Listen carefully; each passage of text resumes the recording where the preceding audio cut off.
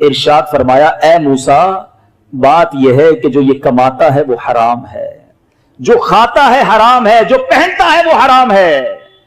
اب بتائیے پیچھے اسلامی بھائیوں، لوگ کہتے ہیں میں کعبے کے سامنے گیا دعا کر کے آیا، میں نے فلاں پیر صاحب سے دعا کروائی، میں نے فلاں جگہ جا کر دعا کی، میرا مسئلہ ہی حل نہیں ہو رہا، میری پرابلم ہی سالو نہیں ہو رہی، میں قرآن پڑھتا ہوں مجھے روحانیت نہیں ملتی، میں درود پڑھتا ہوں مجھے چاشنی نہیں ملتی، میں نماز پڑھتا ہوں میرا نماز میں دل نہیں لگتا۔ اللہ کے بندو چیک تو کرو کہ کہیں میں حرام تو نہیں کھا رہا۔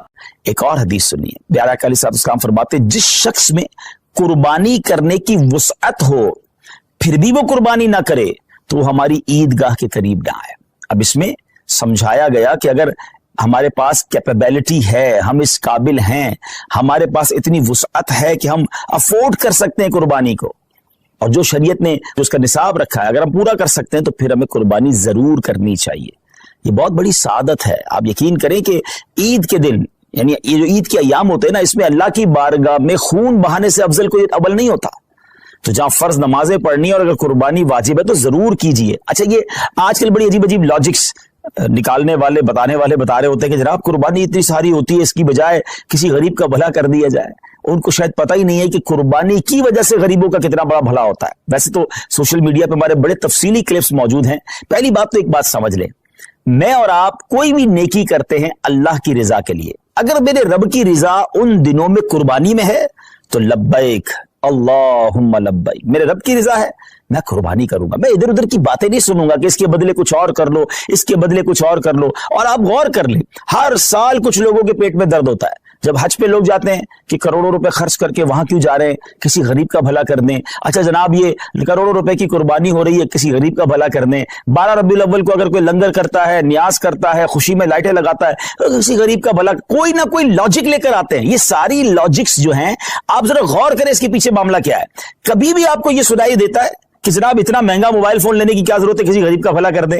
اتنی مہنگی واچ آئی ہے اور جناب اتنی مہنگی گھڑیاں پہننے کی ضرورت کیا ہے، کسی غریب کا بھلا کر دیں؟ برانڈڈ کپڑے پہننے کی ضرورت کیا ہے، کسی غریب کا بھلا کر دیں؟ جناب نیو ایئر نائٹ میں اتنی آتش بازی کرنے کی کیا ضرورت ہے، کسی غریب کا بھلا کر دیں؟ اپنے بچوں کی شادی میں اتنے قسم کے فنکشن کرنے کی ضرورت کیا ہے؟ نہیں، آپ کہیں نہیں سنیں گے۔ سارے غریب یاد آئیں گے کہ جب اللہ کی عبادت کی طرف مسلمان رجوع کرتے ہیں، جب ان کا شوق بڑھتا ہے کہ رب کی بارگاہ میں قربانی پیش کرے، خرچ کرے، اپنی جان کی قربانی پیش کرے، وقت دے، تو there is something wrong.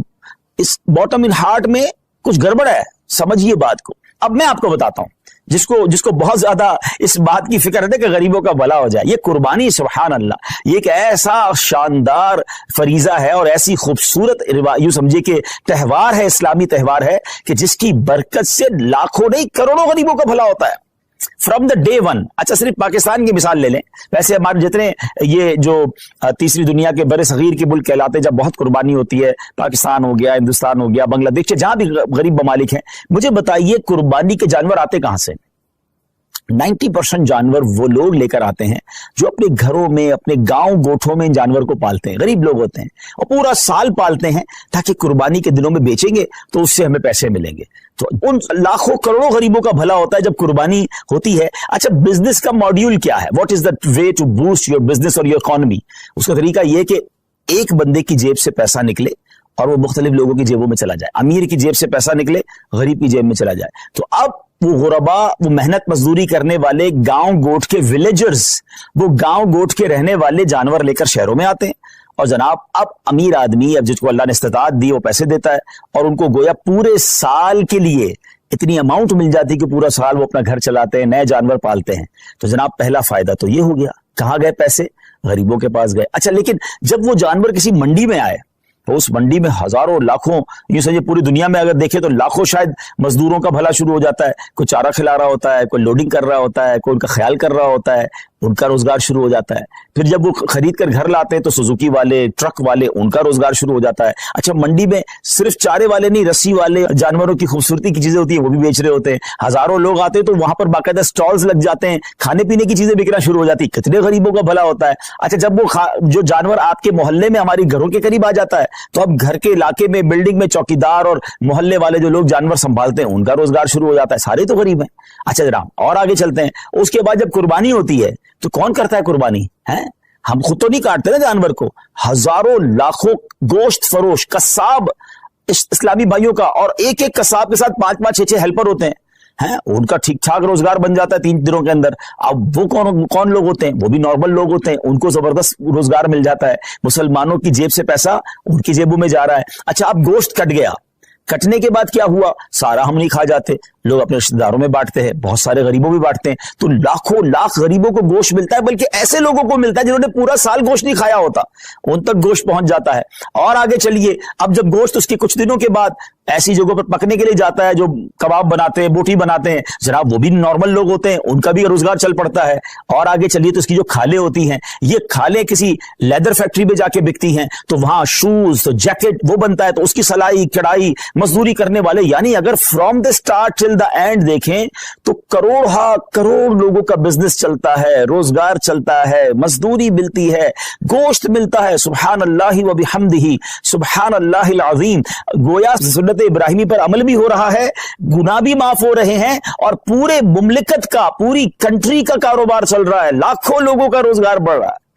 تو یہ جو آرگیومنٹس ہوتے ہیں نا, اس پر توجہ نہ دیا کریں. یہ تو میں نے آپ کو اپنے دماغ سے حکمتیں بتائی ہیں, ورنہ جس کریم نے یہ کام ہم پر حکم فرمایا ہے, ہم پر لازم شریعت نے کیا ہے, وہ جانے, اس کی حکمتیں جانے. اگر کسی کام کی حکمت سمجھ نہ بھی آئے تو ہمارا کام اس کی لاجک تلاش کرنا نہیں. اگر ہمیں یہ پتا چل گیا کہ یہ اللہ کا حکم ہے, اللہ کے حبیب کا حکم ہے, ہمارا کام لبیک کہنا ہے, ہمارا کام عمل کرنا. ہم بندے ہیں, ہمارا کام لبیک کہہ کر کام کرنا ہے. تو میں امید کرتا ہوں کہ چلیں, فضیلت پر بھی بات ہو گئی, کچھ لاجکس پر بھی بات ہو گئی. اور اب آئیے, سبحان اللہ, اگر یہ کام ہم دعوت اسلامی کے تھرو کرواتے ہیں تو یہ اتنے سارے بینیفٹس تو ہونے ہی ہونے, کچھ اور شاندار بینیفٹس ہوں گے. کیونکہ دنیا بھر میں جو لوگ ہمارے عاشقان رسول لیتے ہیں, کئی ملکوں میں قربانی کرنا آسان نہیں ہوتا, پھر اس کو سنبھالنا آسان نہیں ہوتا, اس کی صفائی اور اس کے بعد اس کا گوشت بانٹنا. تو اب کہاں قربانی کروائیں؟ تو سبحان اللہ, دعوت اسلامی نے آپ کے لیے کام بڑا آسان کر دیا کہ ہم نے اجتماعی قربانی, ڈونیٹ قربانی کا ایک ماڈیول متعارف کروایا کہ آپ دنیا میں کہیں بھی ہیں, آپ گھر بیٹھیں, آپ کی قربانی ہم کریں گے. اور کیسے کریں گے؟ کیونکہ یہ شرعی کام ہے, شرعی فریضہ ہے, واجب ہے. تو اس کے جو بھی شرعی کانسیکوینسز ہیں, اس کی جو شرعی احتیاطیں ہیں, مفتیان کرام سے رہنمائی لے کر, ان سے تربیت لے کر ایک شاندار نظام بنایا کہ آپ کا حصہ جو ہے, آپ کے نام کی قربانی پراپر ٹائمنگ میں, پراپر طریقے سے اور شریعت کی گائیڈنس میں ہو. اور پھر وہ قربانی ہونے کے بعد آپ کی تو قربانی ہو گئی, مگر اب دیگر فائدے کیا ہوں گے کہ جو اس کا گوشت ہے وہ عاشقان رسول کے گھروں تک پہنچے گا. اور آپ یقین کریں, بعض اوقات تو ایسے لوگوں کے گھروں تک گوشت پہنچتا ہے جو شاید پورا سال بقرعید کا انتظار کرتے ہیں کہ ہمارے گھر بھی گوشت آ جائے گا. آپ کسی بیرون ملک میں بیٹھے ہیں, ہم تو روز شاید کھانا اچھا کھا لیتے ہیں, مگر آپ کی اس قربانی کی برکت سے کسی کا 15 دن یا کسی کا مہینہ جو ہے گھر میں گوشت پکتا رہے گا, اور اس کے دل سے آپ کے لیے دعائیں ہوں گی. اور اس کے بعد اس کی جو قربانی کی کھال ہے, وہ آپ کی میری دعوت اسلامی جو دنیا بھر میں دین متین کی خدمت کر رہی ہے, علماء بنا رہی ہے, حفاظ بنا رہی ہے, مسجدیں بنا رہی ہے, اور نہ جانے دین کی کتنی ساری چیزوں پر کام ہو رہا ہے, انشاءاللہ ہمارا اس میں بھی حصہ مل جائے گا. تو دیکھا جائے تو بینیفٹ ہی بینیفٹ ہے, انشاءاللہ نیکیوں کا خزانہ ہے. تو میری گزارش یہ ہے کہ اس بار آپ نے اپنی قربانی کرنی ہے دعوت اسلامی کے ساتھ. اور ہاں, صرف اپنی قربانی کیوں, اپنے رشتہ داروں سے بات کیجئے, اپنے دوستوں سے بات کیجئے. انشاءاللہ میں ابھی کچھ تفصیل بھی بتاتا ہوں. میں آپ کو پہلے یہ بتا دیتا ہوں کہ ہمارے جو اس بار قربانی کی ریٹ لسٹ ہے, جو بکرا ہے پورا, اگر آپ ہول گوٹ کرنا چاہتے ہیں تو وہ 34,000 ہے. اچھا, اب یہ تو پاک روپیز میں ہے.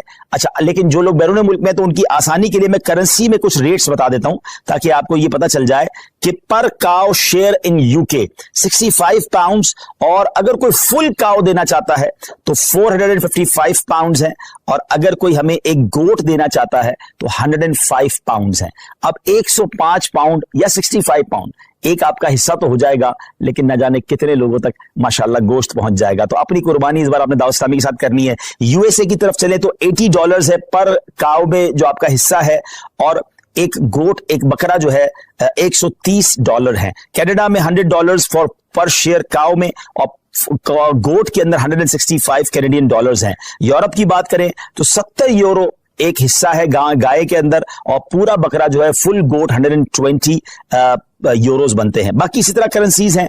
यूएई में अगर हम बात करें तो 275 दिरहम्स बनते हैं एक हिस्से के, शायद 250 दिरहम में तो यूएई में आप बकरा ढूंढ नहीं सकते या हिस्सा ले नहीं सकते, और अगर बकरा की तरफ चलें तो आपका बनता है 450 दिरहम। तो क्यों ना हमारे मशरिक वुस्ता के लोग हों, मिडिल ईस्ट के लोग हों, यूरोप के लोग हों, अफ्रीका के लोग हों, आशिकान रसूल हों, अपनी दावत इस्लामी के साथ इस बार कुर्बानी करें। और हाँ, मैं तो एक और मशवरा भी दूंगा कि अगर आपने सुभान अल्लाह, नबी पाक हमें भूले नहीं थे, मेरे आका अलैहिस्सलाम ने मिना की वादियों में अपनी उम्मत के लिए कुर्बानी की, तो क्या ही अच्छा हो कि जहां मैं अपने लिए कुर्बानी करूं वहां मेरे आका अलैहिस्सलाम के नाम की भी कुर्बानी करूं। और ये प्यारे आका अलैहिस्सलाम की बारगाह में इसाले सवाब के लिए होगा। तो हो सके तो पूरी गायें या कम से कम एक पूरा बकरा जो है, हम कहते हैं ना क्या पेश करें जाना, क्या चीज हमारी है, ये दिल भी तुम्हारा है, ये जान भी तुम्हारी है। और सुभान अल्लाह, अल्लाह ने और नवाजा है तो अपने सैयदी गौसे आजम के इसाले सवाब के लिए, एक्चुअली नाम पर तो अल्लाह की कुर्बानी होती है, ये दरअसल इसाले सवाब के लिए होती है। फिर आगे चले तो अपने मरहूम वालिदैन के इसाले सवाब के लिए आप कुर्बानी कर सकते हैं,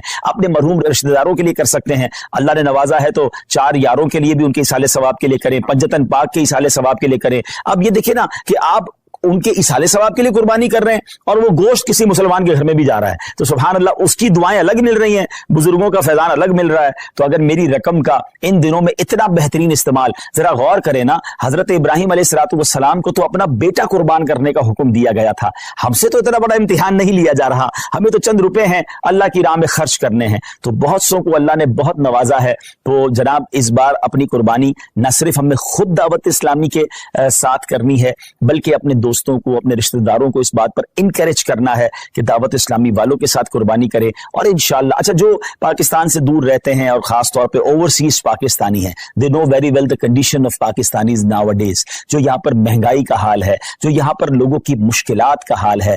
आप समझ सकते हैं कि लोग कितनी मुश्किल से जिंदगी गुजार रहे हैं, जो नॉर्मल और मीडियम क्लास के लोग हैं। तो अब आप सोचें कि उनके घर में गोश्त और कुर्बानी कैसे हो सकेगी इन दिनों में। तो अगर हम दावत इस्लामी के साथ इंशाअल्लाह जब ये कुर्बानी करेंगे तो बहुत सारे आशिकान रसूल के घर में जो है कुर्बानी का गोश्त पहुंच जाएगा। ये याद रहे कि ये हमारी शरई एहतियात है कि हम ये जुमला नहीं कह रहे कि जनाब आपकी कुर्बानी का गोश्त गरीबों में तकसीम होगा। हाँ, मेजॉरिटी गरीब ही होते हैं, लेकिन हमने एहतियातन हमें दारुल इफ्तार नहीं, चूंकि हम ये सारा काम शरई रहनुमाई के साथ ले रहे हैं, तो हमारे दारुल इफ्तार की हमें